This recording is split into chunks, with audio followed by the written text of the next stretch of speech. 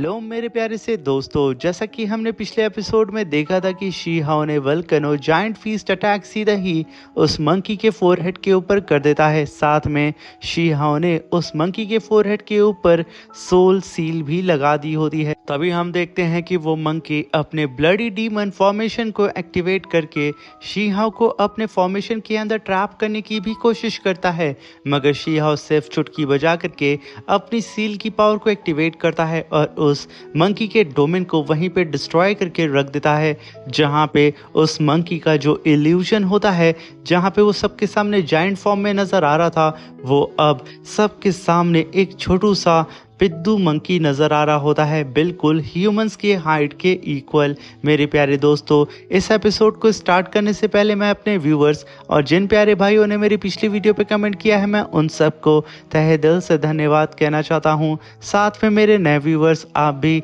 इसी तरीके से कमेंट कर सकते हैं। मैं आपके कमेंट का स्क्रीनशॉट लेके अपनी नेक्स्ट वीडियो में उसे शो ज़रूर करूँगा। साथ में मेरे प्यारे दोस्तों, चैनल पर अगर नए आए हैं तो प्लीज़ चैनल को लाइक शेयर सब्सक्राइब करके हमें सपोर्ट करें और प्लीज़ एक छोटा सा प्यारा सा कमेंट ज़रूर करके जाइएगा। अब बिना देर किए इस एपिसोड को हम स्टार्ट करते हैं। इस एपिसोड की स्टार्टिंग में शी हाओ उस मंकी को देख करके कहता है कि आखिर तुम्हारी औकात कैसे हुई कि हमारे डिवाइन रैलम के अंदर आ करके तुमने हम लोगों को यहाँ पे कैप्चर करने की कोशिश की।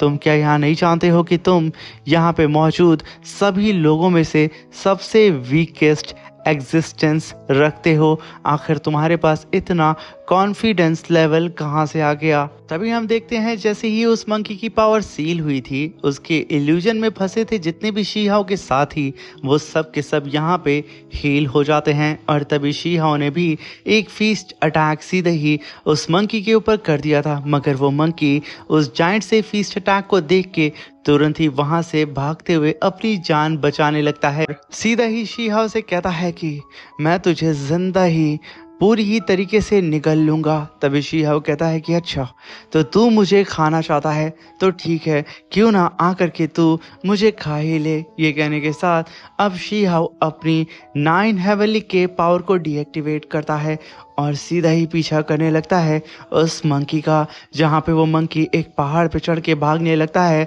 मगर तभी शी हाओ फिर से अपनी गोल्डन थंडर को समन करता है और काफ़ी पावरफुल वोल्केनो फीस्ट अटैक समन करके सीधा ही उस मंकी के ऊपर अटैक कर देता है। ये अटैक जैसे ही उस मंकी को लगता, वो मंकी तुरंत ही ब्लड फॉर्म में आकर के इस फीस्ट अटैक से बच जाता है और बहुत ही तेज़ी से आगे की तरफ भागने लगता है। ये देख करके अब तो शी हाओ का भी दिमाग खिसक चुका था। वो तुरंत ही अपनी धर्मा बॉडी को समन कर लेता है और अपने 8 हाथों से सीधे ही उस मंकी के सामने शी हाओ आके खड़ा हो चुका था, जहाँ पे शी हाओ सीधे ही उस मंकी से कहता है कि तू जहाँ तक चाहे वहाँ तक भाग सकता है, क्योंकि ये रैलम वर्ल्ड बहुत बड़ा है, मगर तू मेरी पहुँच से ज़्यादा दूर तक नहीं जा पाएगा। ये कहने के साथ शी हाओ एक ही पंच में उस मंकी को आसमान में उड़ा देता है और जैसे ही वो मंकी आसमान में फ्लोट कर रहा था, शी हाओ मुस्कुराते हुए उस मंकी की ओर देखता और कहता है कि अब मैं तुझे बताता हूँ कि आखिर किसी को बुली कैसे करते हैं। ये कहने के साथ शी हाओ अपने 8 ही हाथों से उस मंकी के ऊपर पंचों की बरसात कर देता है। बेचारी को यहाँ पे राहत नहीं मिलती है।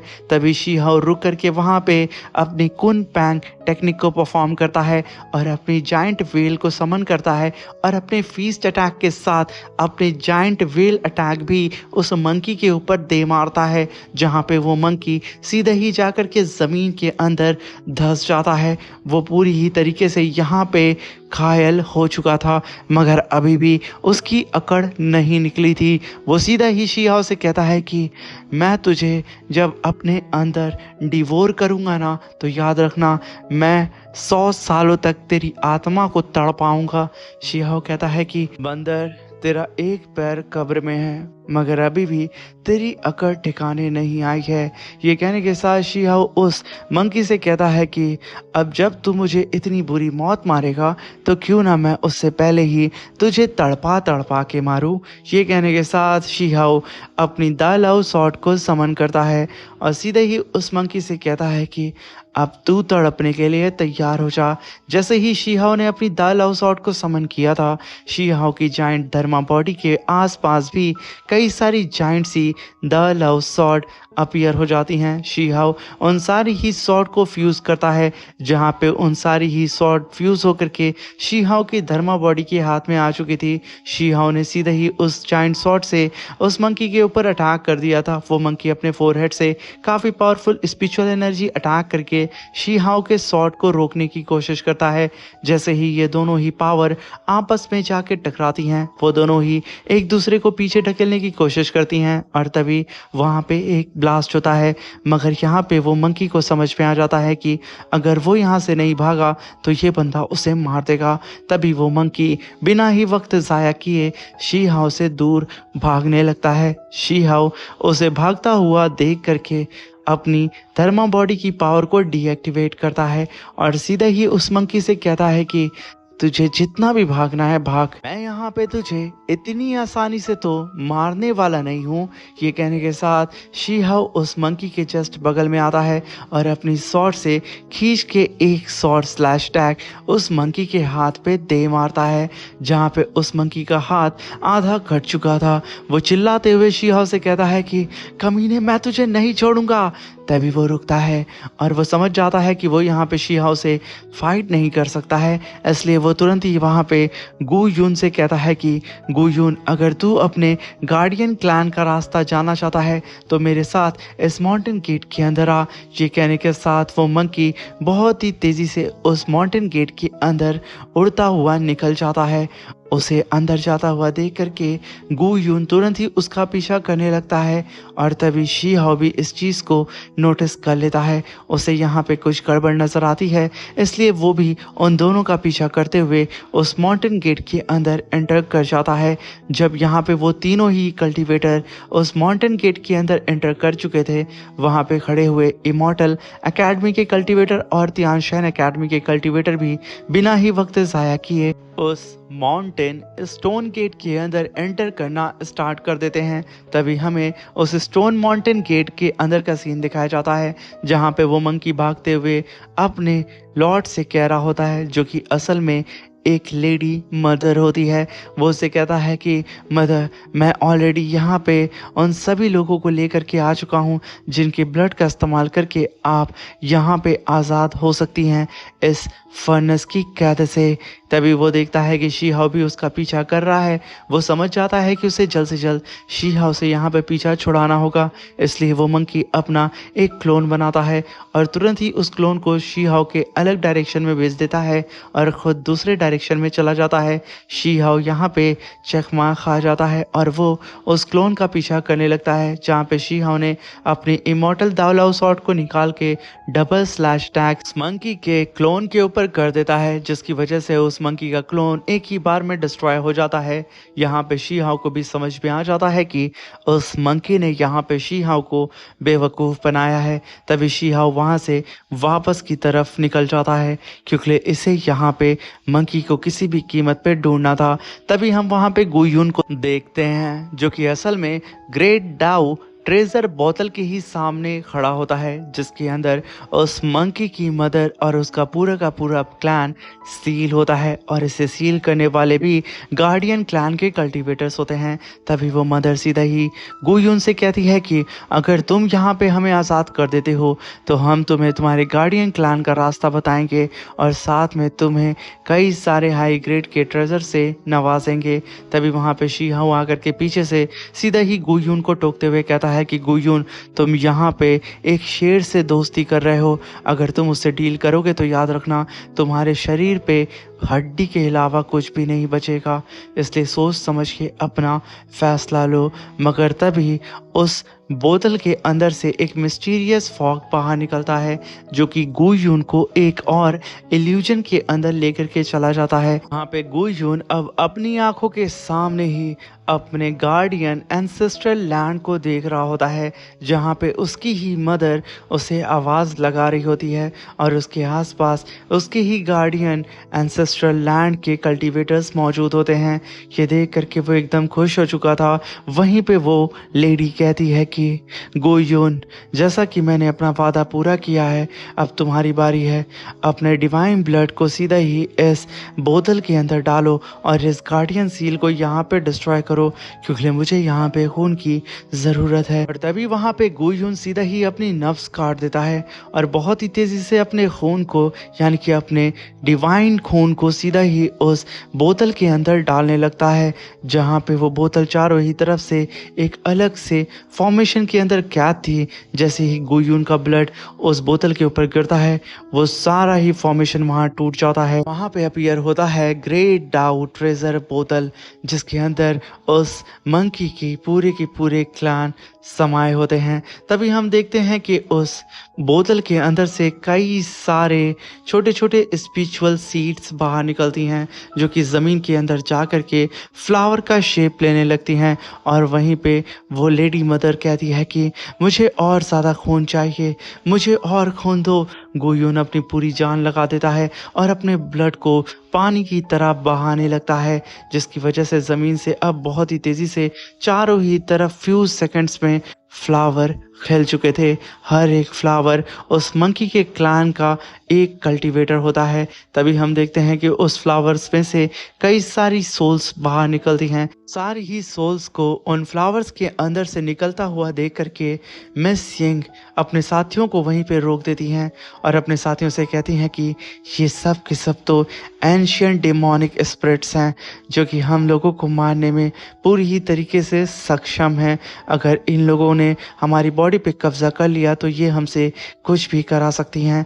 वहीं पे मिस क्वीन ई कहती हैं कि एक बात का और ध्यान रखना, हम लोग इस समय पास्ट और प्रेजेंट के बीच में हैं, इसलिए अगर हम लोग यहाँ मारे जाते हैं तो हमारा जो एग्जिस्टेंस है वो पूरी ही तरीके से इस वर्ल्ड से इरेज हो जाएगा। ये कहते हुए मिस क्वीन ई अपने सारे ही साथियों से कहती हैं कि सब के सब यहाँ पे अलर्ट रहना और किसी भी कीमत पे इन सोल को अपने करीब आने मत देना। ये सुन करके इमॉर्टल एकेडमी और तियानशेन एकेडमी के कल्टीवेटर्स अलर्ट तो हो चुके थे, मगर वो सोल्स इतनी ज़्यादा होती हैं कि उन सबको चारों ही तरफ से घेर लेती हैं और बहुत ही तेज़ी से उन सारे ही कल्टीवेटर्स की बॉडी के ऊपर अटैक करके उन्हें पोजेस करना स्टार्ट कर देती हैं। जहाँ पे पल भर में सारे के सारे लोग उन सारे ही एंशियंट डीमन स्पिरिट के कब्जे में वो सब के सब आ चुके थे। तभी वो मंकी सीधा ही उसी बोतल के पास आकर के कहता है कि एंसेस्टर, आपके कहे मुताबिक मैं यहाँ पे सारे ही कल्टीवेटर्स को लेकर के आ गया हूँ, जिनके पास एक रेयर ब्लड लाइन मौजूद है, जिसका इस्तेमाल करके आप इस कैद से आज़ाद हो सकती हैं। प्लीज़ जब आप अपने वर्ल्ड में वापस जाएंगी तो प्लीज़ मुझे सुप्रीम ग्लोरी से मुझे नवाजिएगा। तभी वहाँ पे वो मदर मंकी कहती है कि मेरे बच्चों, यहाँ पे मुझे और भी ज़्यादा ब्लड की ज़रूरत है, तभी मैं यहाँ पे पूरी तरीके से इवॉल्व हो सकती हूँ। जहाँ पे उसके टेंटिकल पूरी ही तरीके से बाहर निकल चुके थे, वहीं पे वो सारे ही कल्टीवेटर अपने हाथ को काट करके अपने ब्लड को बहुत ही तेज़ी से उस मदर मंकी एंसेस्टर के अंदर ट्रांसफ़र करना स्टार्ट कर देते हैं, जिसकी वजह से वो बहुत ही तेज़ी से वहाँ पे हील होते हुए उस बोतल से बाहर निकल रही होती है।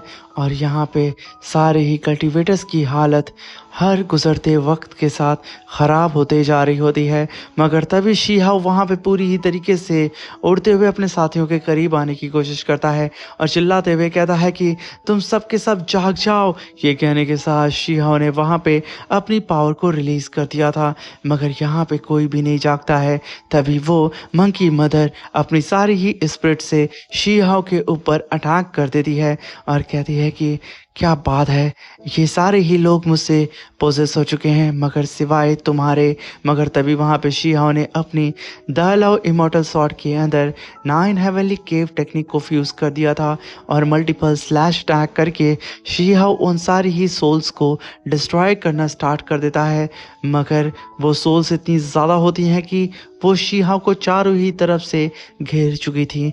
वो तो यहाँ पे ख़त्म होने का नाम नहीं लेती हैं, मगर तभी शीहाओ हाओ नोटिस करता है कि उस बोतल के अंदर से एक और ब्लू डिवाइन रोशनी उन सारे ही टेंटिकल्स को फाड़ते हुए आसमान की ओर जा रही है, जहाँ पे वो मदर मंकी चिल्लाते हुए कहती है कि आखिर ये बुढ़ा यहाँ पे कैसे जिंदा हो सकता है। तभी हम उस ओल्ड मैन को देखते हैं जिसके हाथ में एक टूटी सी सॉर्ड होती है और वो अंगड़ाइयाँ लेते हुए कहता है कि आखिर किस बेवकूफ़ ने मेरी पीसफुल ड्रीम को यहाँ पे ख़राब कर दिया है। मैं सुकून भरी नींद ले रहा था। ये कहने के साथ वो अपने ऑरा प्रेशर को रिलीज़ करता है। तभी वो मदर मंकी कहती है कि इस बुढ़े ने यहाँ पे अपने एक अवतार को यहाँ कैसे छोड़ दिया था। तभी वो कहती है कि ओल्ड मैन, तुम इस रैलम से बिलोंग नहीं करते हो, इसलिए इस मैटर में तुम इन्वॉल्व मत हो। बेहतर होगा कि तुम यहाँ से चले जाओ। फिर उस ओल्ड मैन का ऑरा इतना ख़तरनाक होता है कि वो मंकी तक यहाँ पे पूरी ही तरीके से क्रैक होने लगता है और वो चिल्लाते हुए कहता है कि प्लीज़ एंसेस्टर, मुझे बचाइए, मुझे इमॉर्टलिटी को हासिल करना है, मैं मरना नहीं चाहता हूँ। मगर एक ब्लास्ट के साथ वो वहाँ पे पूरी तरीके से डिस्ट्रॉय हो चुका था और उस बेचारी की जो ख्वाहिश होती है उसके साथ ही यहाँ पे दफन हो चुकी थी इमॉर्टलिटी को अचीव करने की। तभी हम उस ओल्ड मैन को देखते हैं जो कि अपने ऑरा प्रेशर को रिलीज़ करके आसपास के सारे ही डिमोनिक फ्लावर को इरेज करते हुए कहता है कि इस जगह पे काउंटलेस एनिमीज़ के साथ हमारी वॉर हुई है और ना जाने कितने लोगों को मैंने यहाँ पे मारा है, मगर मैंने कभी भी नहीं सोचा था कि तुम इस बोतल के अंदर अपनी रूट को छोड़ दोगी और फिर से यहाँ पे ज़िंदा होने की कोशिश करोगी। मैं ये किसी भी कीमत पे होने दूंगा ही नहीं। इसलिए मैं यहाँ पे किसी भी कीमत पे तुम्हें इस सील से आज़ाद तो होने नहीं दूंगा। तभी वहाँ पे शी हाओ उस ओल्ड मैन की सॉर्ड इंटेंट पावर को देख करके एकदम दंग हो चुका था और वो अपने मन में कहता है कि आखिर ये एल्डर कौन है। तभी वहाँ पे वो ओल्ड मैन कहता है कि अब बारी आ चुकी है कि तुम फिर से इसी फर्नेस के अंदर कैद हो जाओ। ये कहने के साथ उसने पूरी तरीके से उन सारी रूट्स को डिस्ट्रॉय करके उस फर्नेस को फिर से रिपेयर करना स्टार्ट कर दिया था, जिसकी वजह से ध्यानशन एकेडमी और इमॉर्टल एकेडमी के सारे ही कल्टिवेटर फिर से ठीक होने लगते हैं, क्योंकि वो सारी ही सोल्स अब जल के राख हो चुकी थी।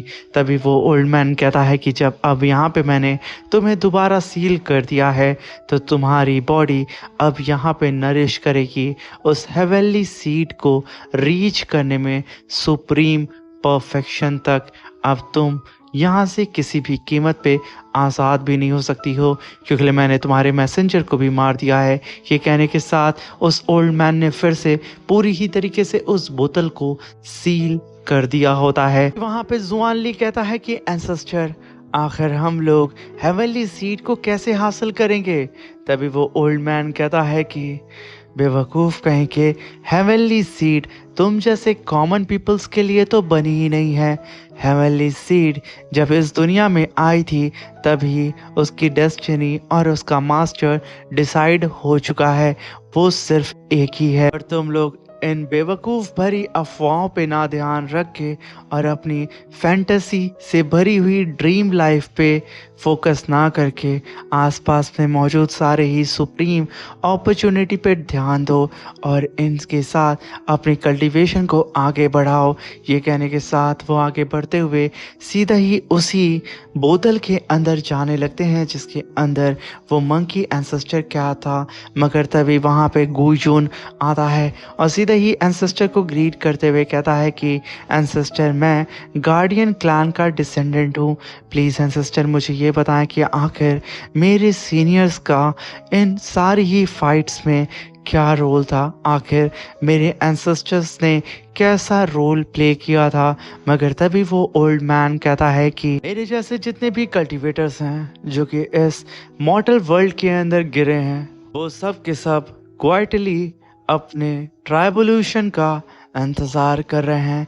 ये कहने के साथ वो ओल्ड मैन सीधे ही उस बोतल के अंदर चला जाता है। यहाँ पे तो उस ओल्ड मैन ने सिर्फ पहली छोड़ी थी गुयून के लिए। गुयून को बेचारे को वहाँ पे कुछ भी समझ में नहीं आता है कि आखिर एंसेस्टर ने यहाँ पे उसे क्या समझाया। तभी वो सारी जगह फिर से रिपेयर हो जाती है और शी हाओ की पूरी ही टीम उस स्टोन माउंटेन गेट से बाहर आ जाते हैं, जहाँ पे अब मिस यंग ने अपनी शॉट को सीधा ही गुयुन के ऊपर तान दिया था और वो सीधा ही गुयुन से कहती हैं कि तुमने हम लोगों को हार्म करने के लिए एक बार भी नहीं सोचा और तुम हम सबको मारना चाहते थे और तुम्हारी वजह से कई सारे स्टूडेंट्स भी मारे गए हैं। मैं तुम्हें नहीं छोड़ूंगी। मगर तभी वहाँ पे जुआन आता है और वो मिस यंग से कहता है कि मिस यंग ऐसे जाने थे, ये अभी भी हमारे गार्डियन क्लान्स के हीरोज का डिसेंडेंट है। इसका फैसला हम नहीं, हमारे एल्डर्स करेंगे, इसे छोड़ दें। ये सुनने के साथ वहाँ पे मिस यंग शांत हो जाती हैं और तभी हम वहाँ पे शी-हाओ को देखते हैं जो कि दूर खड़ा होकर के इन सभी लोगों की बातों को सुन रहा होता है। तभी हम देखते हैं कि वो सब के सब गुयुन को लेकर के वहाँ से तीनों ही एल्डर के पास चले जाते हैं, जहाँ पे गुयुन भी बड़ी ही शांति से उनके साथ कोऑपरेट करते हुए चला जाता है। और जैसे ही यहाँ पे शी-हाओ मुड़ करके टेलीपोर्ट होता, उसके सामने वही ओल्ड मैन अपीयर होता है स्पिरिचुअल फॉर्म में, जहाँ पे शी-हाओ उसे देख के रुक जाता है और वो ओल्ड मैन धीरे धीरे करके शी-हाओ के करीब आने लगता है, जहाँ पे एक वक्त में शी-हाओ और वो ओल्ड मैन बिल्कुल सामने आ चुके थे। जहाँ पे वो ओल्ड मैन कहता है कि आखिर वर्दी कौन है हेवनली सीड को हासिल करने में। तभी हम उस ओल्ड मैन की आंखों में देखते हैं जहाँ पे वो हेवनली सीड ज़मीन से बाहर आती है और वहीं पे शायद शी-हाओ अपने थंडर एम्पीरियर का आर्मर पहन के सीधा ही उसी हेवनली सीड की तरफ बढ़ रहा होता है, जहाँ पे वो हेवनली सीड ज़मीन से निकल करके सीधा ही शी-हाओ के हथेली में आ करके रुक जाती है। मगर यहाँ पे अभी हमें फेस रिवील नहीं किया जाता है कि आखिर ये हेवनली सीड किसे मिलेगी। वहीं पे हम उस यानी कि शी-हाओ या फिर किसी और कल्टीवेटर के फेस पे एक छोटी सी तिरछी स्माइल भी देखते हैं। और तभी सीन शिफ्ट होता और हमें तियानशेन एकेडमी की स्पेसशिप का सीन दिखाया जाता है, जहाँ पे जुआन गुयुन को लेकर के पहुंच चुका था और वहाँ शी-हाओ भी होता है। तभी वहाँ पे जुआन कहता है कि एल्डर्स, ये ट्रिप हमारे लिए कुछ खास नहीं रही, क्योंकि इस ट्रिप में हमारे हाथ एक भी सिंगल टॉप ग्रेड की इमॉर्टल सीड हासिल ही नहीं हुई। अभी वहाँ पे मिस यंग कहती हैं कि जब हमारे हाथ पीएल-लेस सीड्स नहीं लगी हैं तो आखिर कैसे हम लोग इमॉर्टल दाओ रेलम खुद का ब्रेक थ्रू करेंगे। आखिर कैसे हम लोग उस लेवल को अचीव करेंगे कि हम लोग अपने एनिमी को धूल चटा सकें। मगर तभी वहाँ पे इतनी ज़्यादा कन्फ्यूज़न को देख करके, परेशानी को देख करके शी-हाओ पीछे से आवाज़ देता है कि ज़रूरी ये नहीं है कि हम लोग अपनी कल्टीवेशन को इन एक्सटर्नल ऑब्जेक्ट यानी कि इमॉर्टल सीड के ऊपर ही निर्भर कर दें, बल्कि हमें खुद की ही कल्टीवेशन का नया पाथ बनाना चाहिए। और क्या पता कोई ऐसा तरीका हो जिससे हमें इन इमॉर्टल सीड की ज़रूरत ही ना पड़े और हम लोग अपना इमॉर्टल दाओ रेलम ब्रेक थ्रू कर लें। ये सुन करके वहाँ पे सब के सब दंग हो जाते हैं कि आखिर शी-हाओ क्या बात कर रहा है। तभी वहाँ पे थर्ड एल्डर आगे बढ़ते हैं और कहते हैं कि ये ओल्ड मैन ने एक बार सुना था कि इस इमॉर्टल दाओ रेलम का एक और अल्टरनेटिव पाथ है, जिसमें तुम्हें इस इमॉर्टल सीड की ज़रूरत ही नहीं पड़ेगी, जहाँ पे तुम्हारी खुद की ही बॉडी फाउंडेशन बिल्ड कर देगी। और ये सब कुछ अगर तुम ज़्यादा डिटेल में जानना चाहते हो तो इसकी सबसे ज़्यादा नॉलेज ग्रेट एल्डर के पास है, इसलिए तुम उनके पास जाओ, वो तुम्हें इमॉर्टल दाओ रेलम की न्यू फाउंडेशन के बारे में ज़रूर बताएंगे। इसी के साथ मेरे प्यारे दोस्तों ये शानदार सा एपिसोड ख़त्म होता है। वीडियो अच्छी लगी हो तो प्लीज़ चैनल को लाइक शेयर सब्सक्राइब करके वीडियो को अपने दोस्तों के साथ शेयर करके हमें सपोर्ट करें। Thank you for watching.